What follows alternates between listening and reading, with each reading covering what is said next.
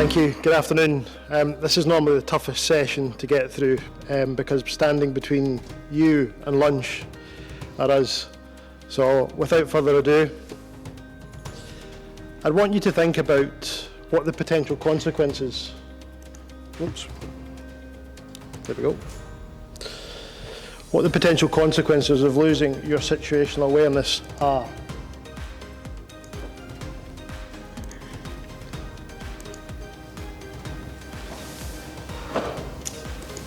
There will always be consequences, and the severity of them depend on circumstances, but the possibilities can include minor injuries to devastating casualties, examples of which may span loss of life, damage to property, major pollution, or combinations of them all. In fact, situational awareness is frequently listed in maritime accident investigation reports as a leading cause of casualties. Situational awareness is a broad concept, and as we've heard earlier on today, it's a tough gig to do in 10 minutes. But it fundamentally affects how we perceive and comprehend the environment around us. It influences decision making and is made up of several elements that can be influenced by factors such as tiredness, alcohol, or illness. With the drive to introduce more technology to ships, how will this affect individuals using it, and what strategies and leadership techniques can be employed to effectively build it? It is closely linked to human factors, that is, the ingredients that are attributable to how people interact with their environments, and covers concepts like the tools, equipment and management systems they might use in the performance of their duties.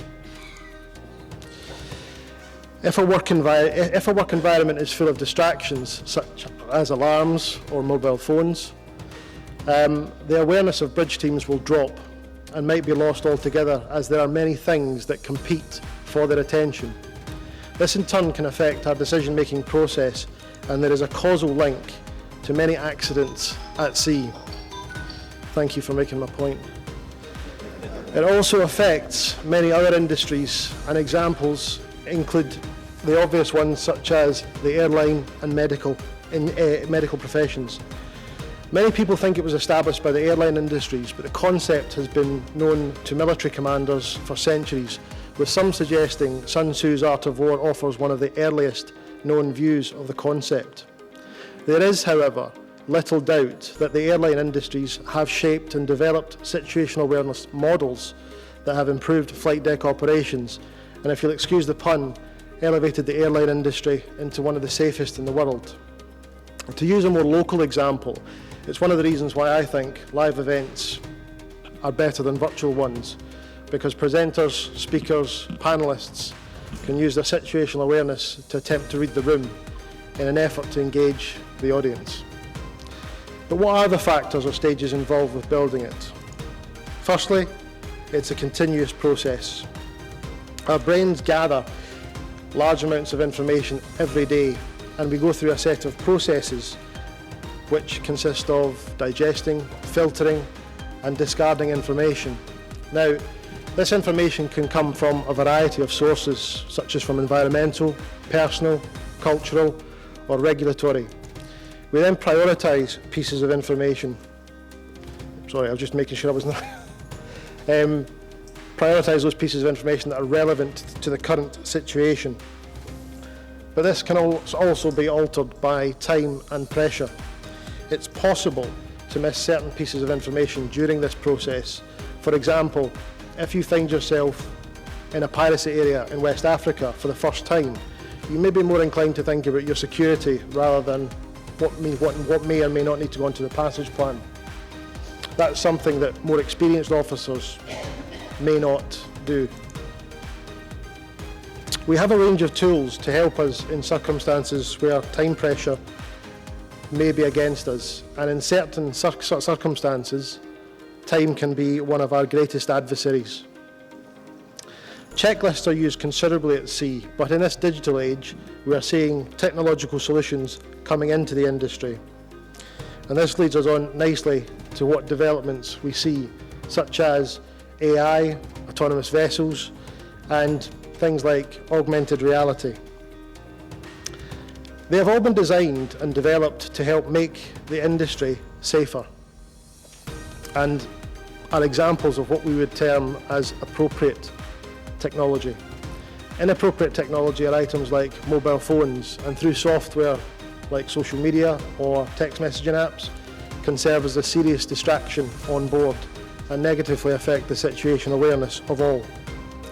But even with appropriate technology, what will be the impact on our more traditional sense of situational awareness, and how will we make decisions going forward with it? Personally, I believe that if the systems are designed around seafarers, those that will actually use them, it will streamline information and become more efficient. But these technologies can also lead to newer issues which may only become apparent when they start to be used more widely. Now, I have previously spoken at SAFETY4SEA about augmented reality systems, and I believe they do have a genuine value for shipping. The technology will be utilised in conjunction with officers and crew to improve or supplement their bridge operations at all stages of the voyage. Instead of replacing human expertise, computer processing capacity can be used to combine with human situation awareness and increase productivity of the bridge team, ensuring navigation and cargo tasks are carried out safely and efficiently. Your workload can influence your awareness and your decision-making process. There can be lots going on during intense periods of navigation, with multiple different balls to juggle whilst on watch. It can affect your perception and cause you to miss things. These types of technologies are able to provide crew with mental modelling and situational awareness that was previously unavailable, with critical information being received without the bridge team's eyes ever having left the window. However,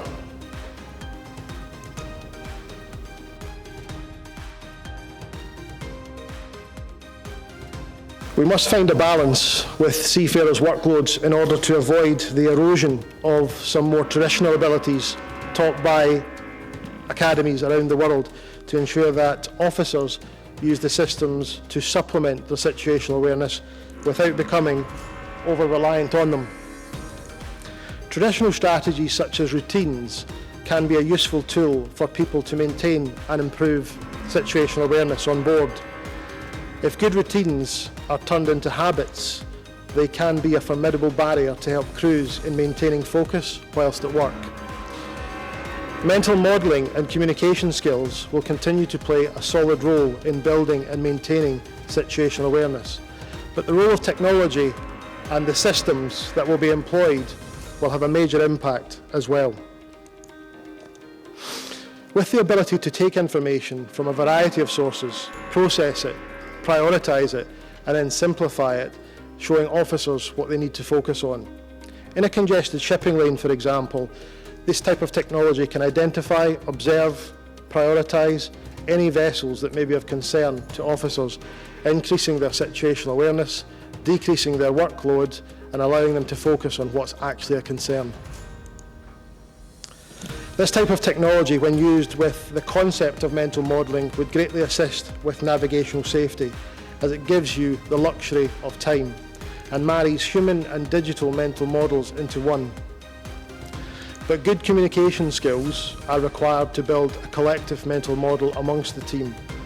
And whilst I was at sea, I was always encouraged to share my thoughts when I was participating in navigational operations such as these.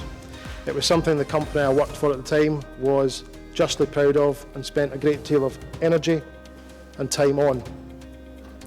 The premise behind it was that what may be obvious to one person may not be obvious to any other person on the team.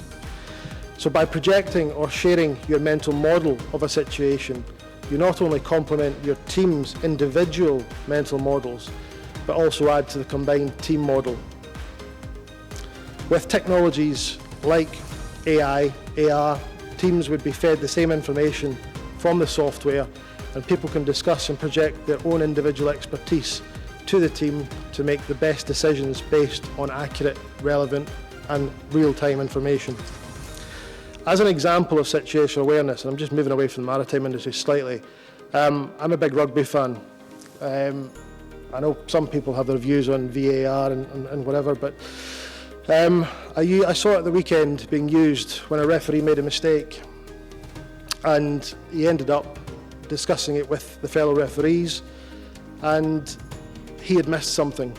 His mental model was incomplete, and it was fulfilled with the technology that was on use, and also the team.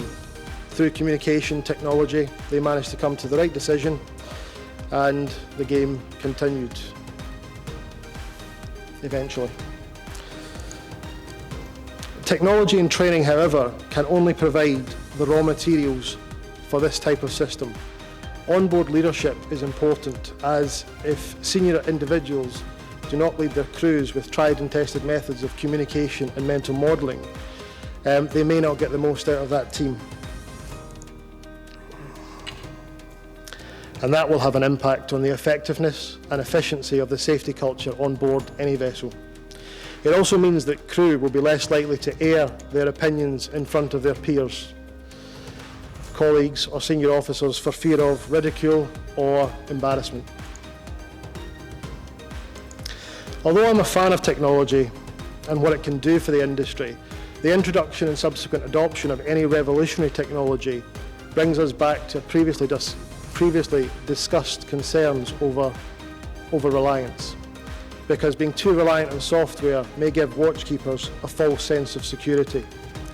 That being said, nobody can maintain focus for 100% of the time, and this is where I would see the gap being filled. But given my comments on over-reliance, it is difficult at the minute to see how the traditional processes of building situational awareness could be affected.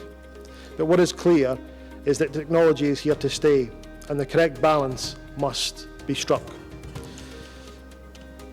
This will mean training standards must also evolve, because if we fail to strike the right balance by pushing too far in one direction, we risk depriving a generation of seafarers of the skills that they require to drive the global trade and economies of the world. Thank you.